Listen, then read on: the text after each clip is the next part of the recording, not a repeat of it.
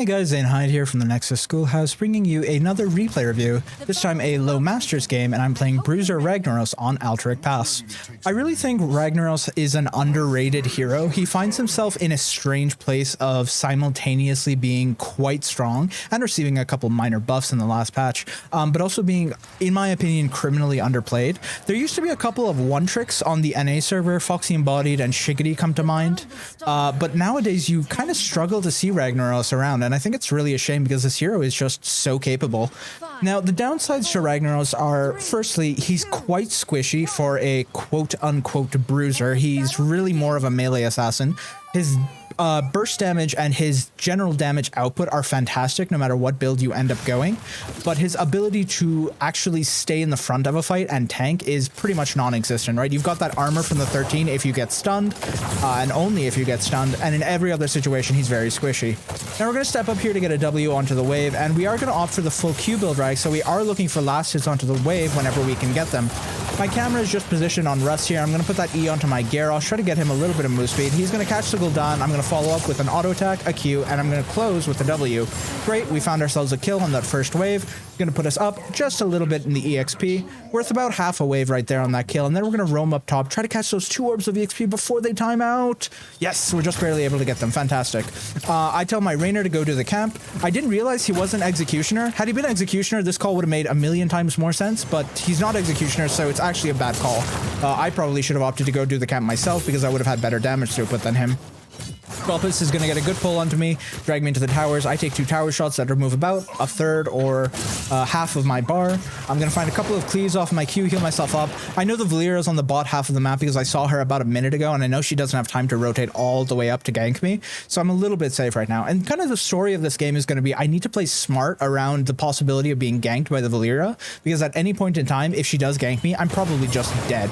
Ragnaros is not a survivable hero. He is not an escape heavy hero. He doesn't have blinks. He doesn't have dashes, right? He's got a move speed buff, and that's just about all he can do to get himself out of danger. I knew my team was fighting this invade. I just kind of opted to ignore it and get a little bit of push in the mid right here. You can see droplets actually eat over right there just to catch that little bit of extra EXP, and that should kind of go to show you what the prioritization is for higher level players in terms of what we want to get off of the map, right? We really prioritize that EXP very heavily. Right here, I was pretty worried when I saw this happen, and at this point, I'm just convinced I'm dead. I'm going to get the TP in from Brightwing. I'm actually going to take this opportunity to do a 2v2 I've never done before. Brightwing and myself versus Lucio and Maiev, because I don't really know how this fight is going to go. So I opt to just take the trade, and ETC ends up rotating in, completely ruins the honorable 2v2. Brightwing is going to be able to get a good polymorph and just barely scooch on out of there. Gets a good chunk of damage onto droplets with those towers, and she's able to catch the rest of the EXP. I let my team know, my B, didn't mean to die right there, and I praised my Brightwing's TP, tell her, good job, you know, throw a little bit of compliment towards your team, get their ego boosted, right? Put them in a positive mental headspace. I'm going to rotate into bottom right here, versing Valeera in this lane. This is a pretty easy lane for Ragnaros. As long as you can reveal her with your W, you're pretty safe. I let my team know, hey, we have a level up if we can stall for just a bit here. You can see we're going up half a level in the EXP, and we're just about even on waves on the map right now. I let my team know Valeera is missing, but it turns out she's just in the bottom lane, and there was nothing much for them to worry about. I think she was just behind the gate. Oh, she did a half rotation into top. Okay, so Valeera rotated top, and Maiev was the one who actually rotated into bottom here. My mistake. I'm misremembering how this match went.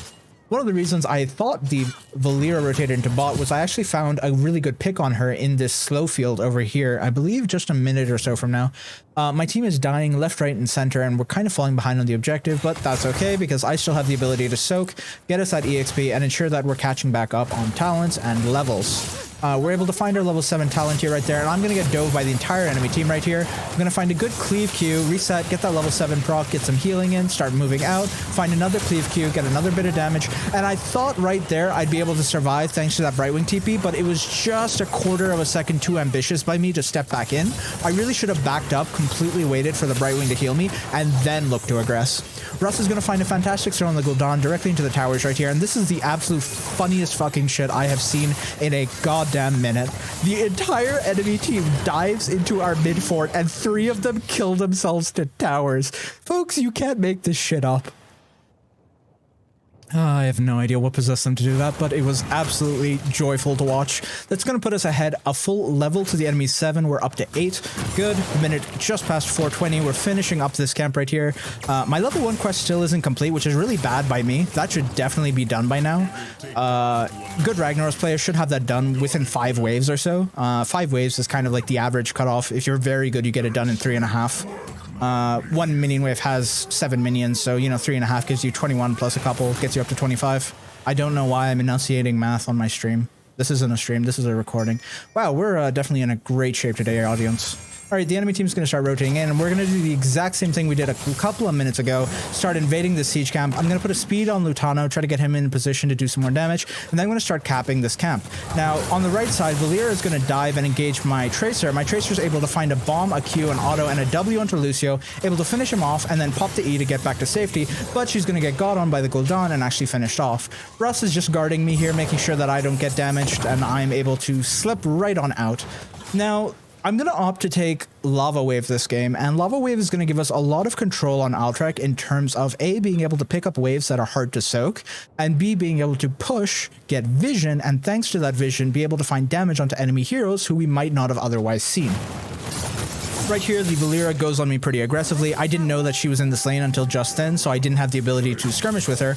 But here I'm starting to make a plan in my head. I'm thinking, hey, if I can get her into that slow pit over there and reveal her, I might be able to get a kill on her. I pop her out of vision right there, find a Q, get a bit of healing. She incorrectly trades with me. And right here, I'm going to fake a rotation into top. I know the Valeera sees me and is going to follow me. I'm going to tuck into this choke right here, and then I'm going to turn around, drop my W, EQ, auto, and I'm going to be able to kill her. Really good pick by me. Was very happy with that. I definitely planned that out a full minute in advance and managed to carry out on my plan. It's really important to have little plans like that rolling in the back of your head, thinking about what you might be able to do if the enemy team messes up, because then when they do mess up, you have the ability to take advantage of it and actually do something with it, right? If your opponents are going to hand you mistakes, then you need to be in the headspace to correctly take advantage of those mistakes in order to benefit your own team. Now, we're going to find a very heavy push in the top right here. I'm just going to completely abandon bottom. I just don't care about bot. I don't want to go down there and potentially die to an ETC Valeera. I just want to stick with my team for now and try to find a Molten Core potentially for a fight. Right here, Russ wants to go on the mid fort and dive underneath. I'm going to finish that fort off. Going to pop my Molten Core on it. That's my plan, at least. Looking for a Molten Core immediately. I pop it right away.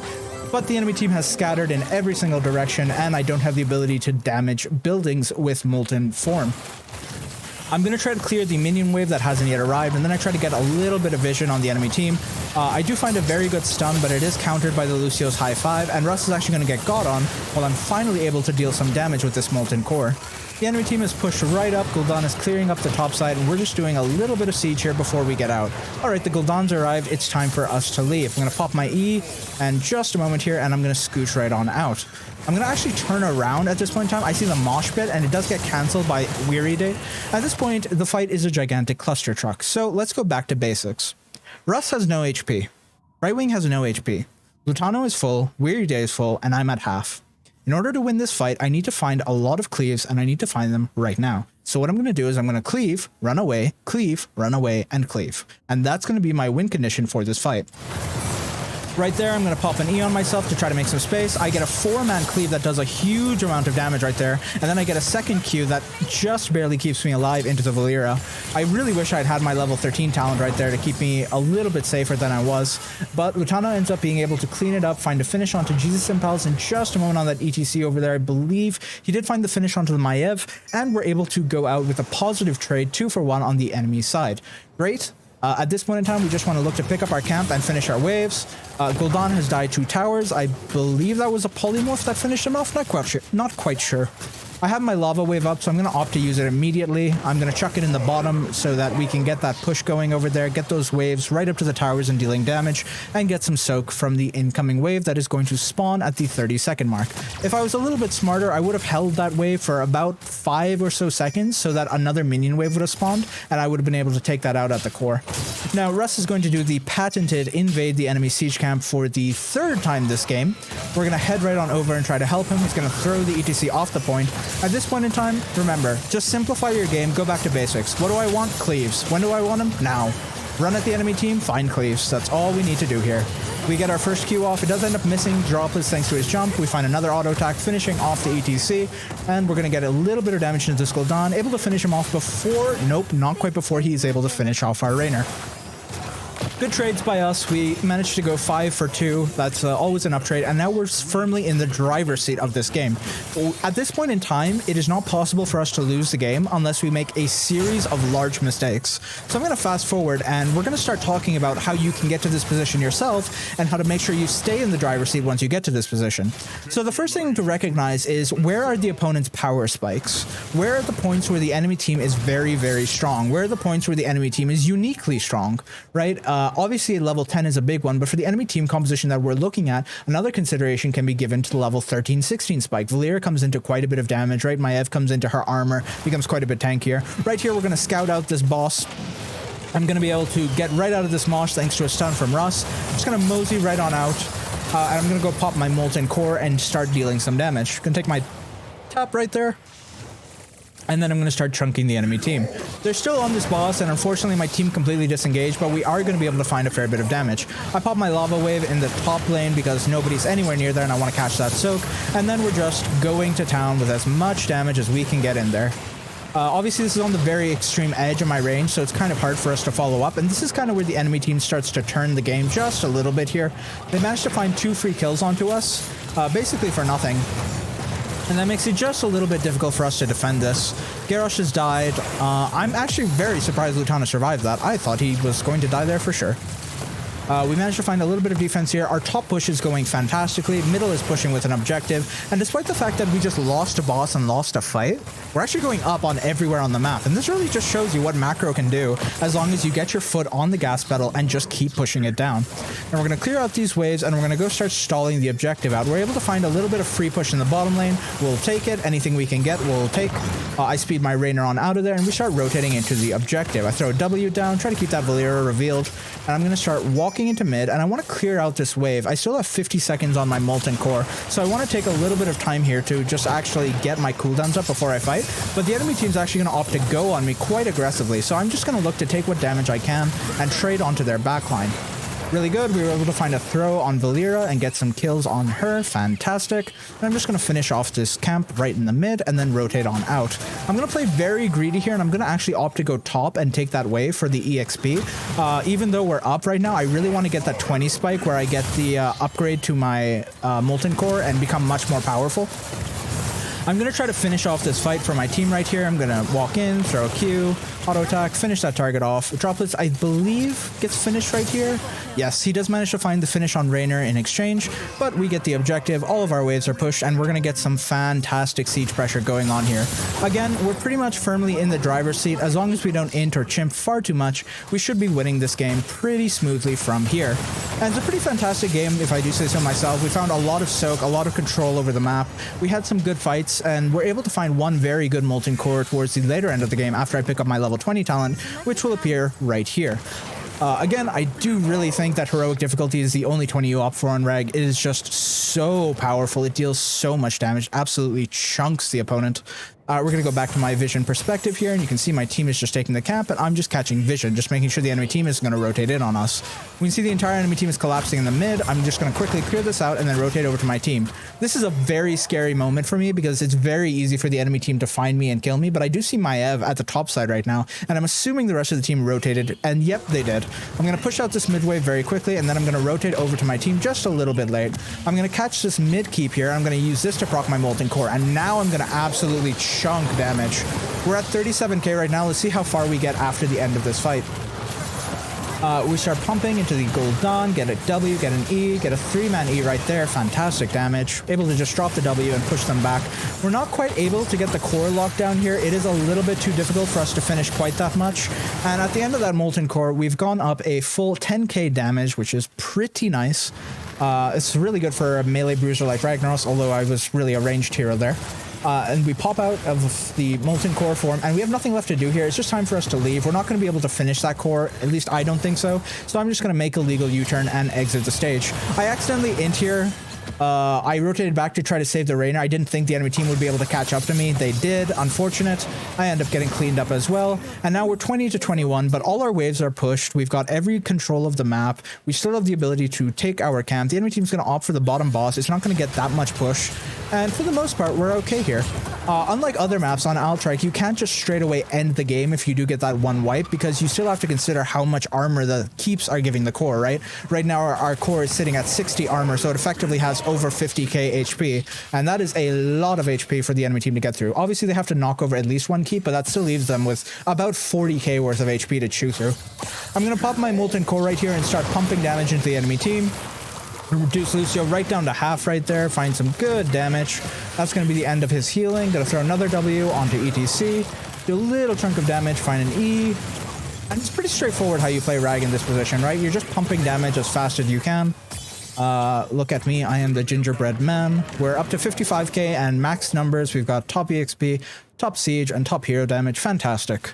We've stat padded our numbers, and we've proven we truly are the very best at making big numbers. We're going to push the enemy team into a corner here, finish them off, and that's going to be the end of this game. So let's talk about how this game happened. The main things to keep in mind were we generated an EXP advantage, and then we kept our foot on the pedal by continuing to pressure in onto the enemy structures, keep our waves pushed in very aggressively, and we managed to outplay the opponent once by finding a solo kill onto a Valera that ended up giving us an objective for free. And it was these actions in the course of the early game that managed to allow us to get ahead and stay ahead. And these are the kind of actions you really want to look for when you're trying to win a game of SL. You want to find the macro, and you want to just push as hard as humanly possible to open up a win condition.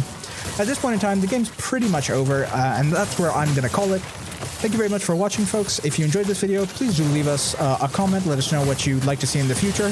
And otherwise, take care. See you next time, and we'll see you in the Nexus.